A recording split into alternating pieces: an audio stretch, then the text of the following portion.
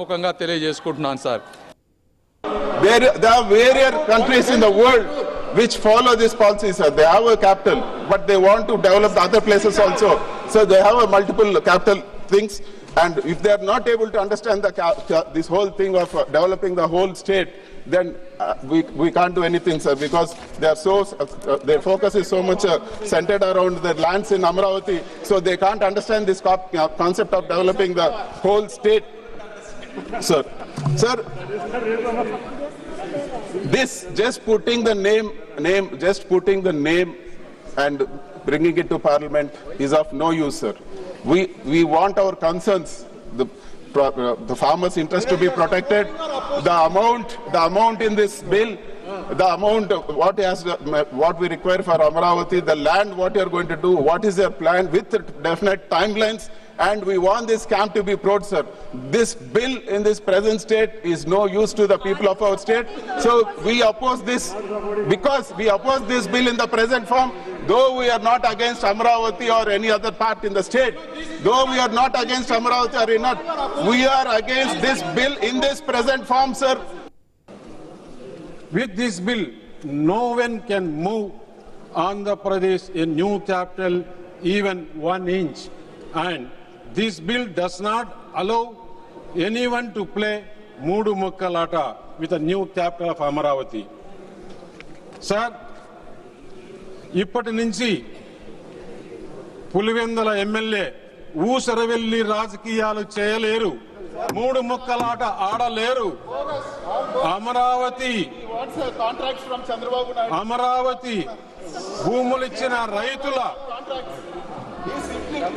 Please, sir, after agreeing for new capital, if anything objects, Pulivendula MLA changed his color. Himalayan brought a bill to create 3 capitals for Andhra Pradesh. Every single party, every citizen of Andhra Pradesh opposed it. Sir, 29,000 farmers who given 34,000 acres of land for capital stated dharna for 1,631 days. Can anywhere in the world do we have 3 capitals? Pulivendula MLA Jagan hell-bent to destroy capital Amaravati, and he started this from Praja Vedika. తెలంగాణకు సంబంధించినటువంటి 4 కోట్ల మంది ప్రజలు Congress party ప్రభుత్వం మెడలు వంచి తెలంగాణ తెచ్చుకున్నారు. కానీ దురదృష్టం ఏంటంటే తెలంగాణ వచ్చిన తర్వాత కాంగ్రెస్ పార్టీ ప్రభుత్వము లేక ఆంధ్రప్రదేశ్ రాష్ట్రంలో కూడా మరి మనతో విడిపోయినటువంటి ఆంధ్రప్రదేశ్ రాష్ట్రము తెలంగాణ అన్నదమ్ముల్లాగా ఒక పోటీ తత్వంతో ఆరోగ్యకరమైనటువంటి వాతావరణంలో 2 రాష్ట్రాలు అభివృద్ధి చేసుకోవాల్సిన అవసరం ఉండింది.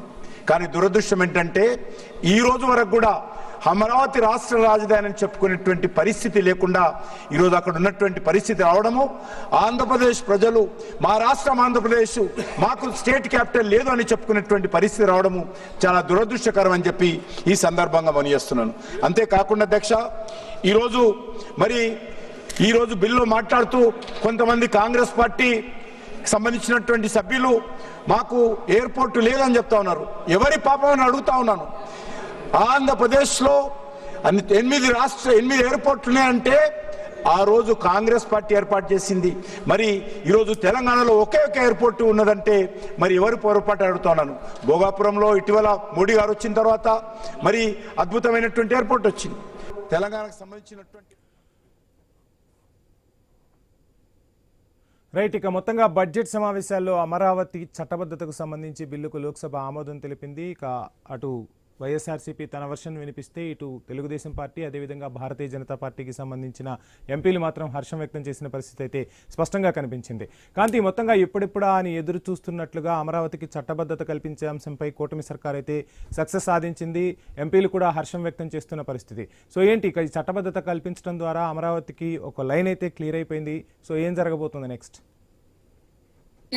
అమరావతి రాష్ట్ర రాజధానికి సంబంధించి ఈ రోజు పార్లమెంట్ లో బీజేపీ ప్రవేశపెట్టినటువంటి బిల్లుకి ఆమోద ముద్ర పడిందని చెప్పుకోవాలి. ఇక రాజ్యసభలో రేపు దీనికి సంబంధించినటువంటి బిల్ పైన చర్చ జరిగే అవకాశం ఉంది. అటు కాంగ్రెస్ పార్టీ కూడా ఈ బిల్లుకి సపోర్ట్ చేస్తూ తీసుకున్నటువంటి నిర్ణయం వల్ల రాష్ట్రానికి అమరావతి రాష్ట్ర రాజధానిగా ఆంధ్రప్రదేశ్ కు చట్టబద్ధత కల్పించేందుకు ఏదైతే రాష్ట్ర ప్రభుత్వం కృషి చేస్తుందో దానికి పూర్తిగా మద్దతు లభించినట్లుగా చెప్పుకోవాలి. ఏదైతే ఎట్ అమరావతి అనే క్లాజ్ ఏదైతే ఉందో రాష్ట్ర విభజన అప్పుడు జరిగినటువంటి విభజన చట్టంలో ఉన్నటువంటి హామీలను అమలు చేసేదానికి, అలాగే ఒక రాష్ట్రం ఒకే రాజధాని, ఇప్పటి వరకు రాష్ట్ర రాజధాని ఆంధ్రప్రదేశ్ రాజధాని ఏది అంటే చెప్పుకోలేని పరిస్థితి.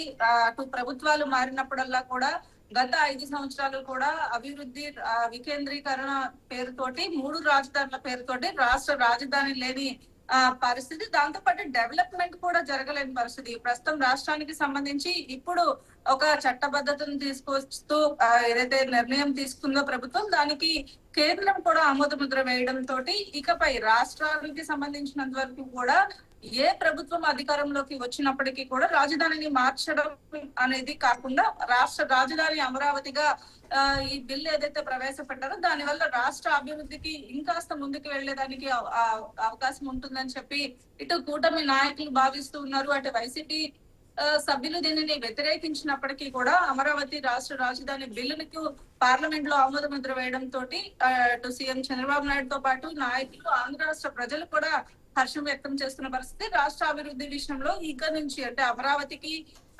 జరిగేటువంటి అభివృద్ధి విషయంలో అలాగే రాష్ట్ర రాజధానికి సంబంధించి కొత్తగా వచ్చేటువంటి ప్రాజెక్ట్స్ కావచ్చు, అలాగే ఇంకా కూడా అమరావతి డెవలప్మెంట్ తో పాటు మిగిలిన ప్లేసెస్ ని కూడా డెవలప్ చేసేందుకు రాజధాని అమరావతి ఉన్నందుకు మాత్రం అమరావతి ఒక్కటే డెవలప్ చేసి మిగిలినవి చేయకుండా ఉండము అనే కూటమి నాయకులు చెప్తున్నారు. అలాగే న్యాయస్థానానికి సంబంధించినంత వరకు ఇప్పటి వరకు ఉన్నటువంటి కేసులు కూడా చట్ట ప్రభుత్వం నుంచి వస్తున్నటువంటి వాటిని కూడా వెనక్కి తీసుకోవడం వల్ల ప్రస్తుతం దీనికి ఒక చట్టబద్ధత అనేది కల్పించడం పట్ల రైతులు కూడా హర్షం వ్యక్తం చేస్తున్న పరిస్థితి ఉంది.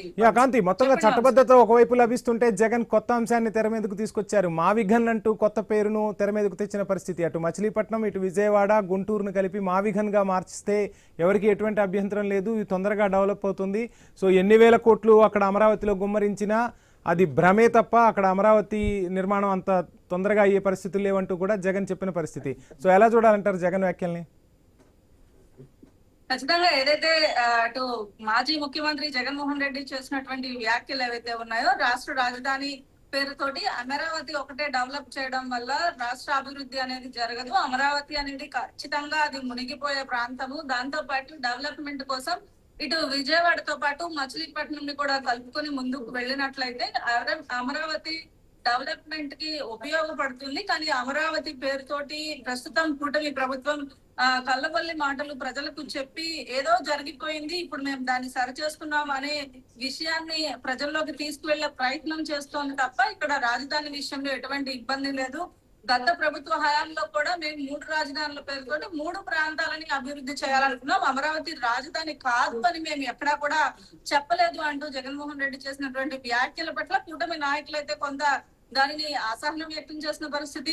అమరావతి రాజధాని బిల్లుకి యాక్సెప్ట్ చేసినటువంటి జగన్మోహన్ రెడ్డి తర్వాత ప్రభుత్వం వైసీపీ గవర్నమెంట్ ఏర్పడిన తర్వాత 3 రాజధానుల పేరుతోటి రాష్ట్రాన్ని విచ్ఛిన్నం చేయడము, ప్రస్తుతం మళ్ళీ కొత్త పాట అందుకున్నారు జగన్మోహన్ రెడ్డి అనే దీన్ని కూడా కూటమి నాయకులు చెప్తున్న పరిస్థితి. ఏదైనా వాటికి కూడా అమరావతి రాష్ట్ర రాజధానిగా చట్టబద్ధత కల్పించడము, పార్లమెంట్ లో ఈ బిల్ పాస్ అవడం పట్ల ఆంధ్రప్రదేశ్ ప్రజలు, కూటమి నాయకులతో పాటుగా రాజధాని కోసం రైతులు ఏదైతే తాము కష్టపడి చేసినటువంటి పోరాటం, తమ భూములను ఏదైతే ప్రభుత్వానికి ఇచ్చినందుకు ఇప్పుడు ఒక సార్థకత లభించిందని ఒక ఆనందాన్ని అయితే వ్యక్తం చేస్తున్న పరిస్థితి ఉంది. వంశీ, రైట్, మీరు చెప్పినట్టుగా కాంతి, మొత్తంగా అమరావతి చట్టబద్ధత బిల్లుకైతే పార్లమెంట్లో ఆమోదం లభించింది, ఇక రాజ్యసభలో చర్చ సాగుతుంది. సో అంటే ఈ ఒకవైపు రాజధాని నిర్మాణం జరుగుతూ ఉంది, సో నిధులు కూడా కేటాయిస్తున్నారు. కానీ సో ఇంకా అంటే ఎంత పెద్ద ఎత్తున నిధులు వచ్చినా అక్కడ డెవలప్మెంట్ అనేది పెద్దగా జరగట్లేదు అనేది అటు ప్రతిపక్షం నుంచి వినిపిస్తున్న విమర్శ.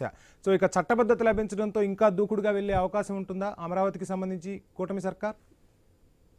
ఖచ్చితంగా ఇప్పటికే ఏదైతే 24 గవర్నమెంట్ ఫామ్ చేసిన తర్వాత కూటమిలో భాగంగా ప్రభుత్వం ఏర్పడినప్పటి నుంచి కూడా రాజధాని అమరావతి డెవలప్మెంట్ కోసం ప్రభుత్వం అనేక విధాలుగా కేంద్రం నుంచి నిధులు తీసుకురావడం, అలాగే కొత్త ఏదైతే P4 పేరుతోటి మొత్తంగా రాష్ట్ర వ్యాప్తంగా అభివృద్ధి చేయడంతో పాటుగా కొత్త ప్రాజెక్ట్స్ ని అమరావతికి తీసుకొచ్చే దాంట్లో భాగంగా క్వాంటమ్ టెక్నాలజీ కావచ్చు, లేకపోతే ఎక్కడా లేని పెద్ద పెద్ద సంస్థలన్నీ కూడా ఆంధ్రప్రదేశ్ కి వచ్చి ఇక్కడ తమ కంపెనీస్ ని పెట్టేందుకు యాక్సెప్ట్ చేయడము, ఇప్పుడు చట్టబద్ధత లభించడం కారణంగా అంటే మళ్ళీ ప్రభుత్వం మారినప్పుడు గత 5 సంవత్సరాలు కొన్ని ఏవైతే పెట్టుబడులు పెట్టిన పరిశ్రమలన్నీ కూడా వెనక్కి వెళ్ళిపోయిన పరిస్థితి. సో ఈసారి కూడా అదే అవకాశం ఉండడంతో కొన్ని దేశాల నుంచి పెట్టుబడులు పెట్టేందుకు ఇక్కడికి వెనుకంజ వేస్తున్న పరిస్థితి కూడా ఉంది అని ఇప్పటికే పదే చెప్పిన పరిస్థితి. ఈ నేపథ్యంలో దీనికి ఈ చట్టబద్ధత కల్పించడం వల్ల అనేక పెట్టుబడులు నిధులు వచ్చే అవకాశం ఉంది. దీంతో పాటుగా అమరావతి డెవలప్మెంట్ అనేది ఇప్పటికే శరవేగంగా జరుగుతున్న నేపథ్యం కనిపిస్తుంది. ఇప్పుడు చట్టబద్ధత కల్పించిన తర్వాత మరింత వేగంగా అభివృద్ధి జరిగే అవకాశం ఉన్నట్లుగా తెలుస్తా ఉంది.